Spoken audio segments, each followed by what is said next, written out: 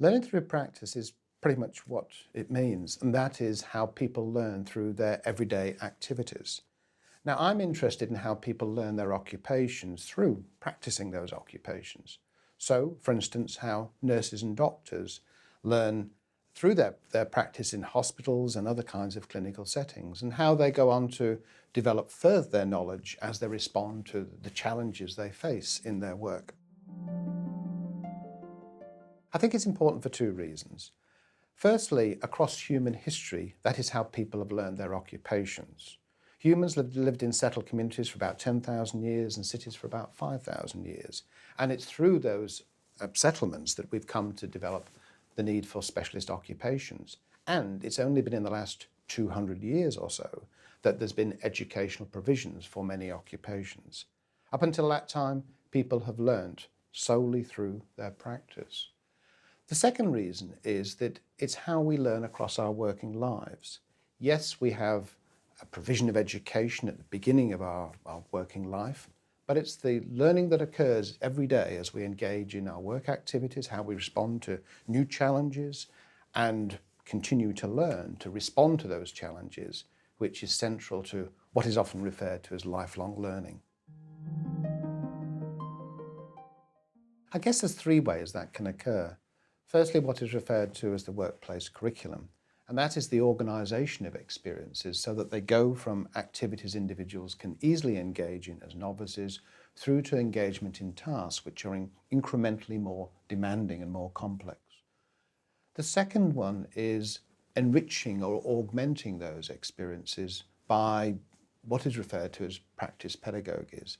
That is something which supports that learning. And I avoid the word teaching here because a lot of the contributions to learning comes from situations which aren't simply about somebody teaching somebody. So for instance, when nurses engage in handovers and doctors engage in their mortality and morbidity meetings where they discuss cases, these can be intensely rich learning events which are pedagogically powerful. The third one is the learners themselves, their personal epistemologies, that is what they know, can do and value. And this really directs their learning, directs the construction of what they do as they engage in their activities. And you can have the most rich and supportive work environment or educational setting, but unless the learner engages effortfully, the contributions of the setting are going to be quite limited. Some of those that come to mind are actually trying to capture the moment-by-moment learning that occurs, because it occurs in ways that people are often not conscious of. It's about refining and honing what people do, and it's very difficult to capture that knowledge. We all remember when we've done something new and that's memorable and we recall that, but the moment-by-moment learning is very difficult to capture.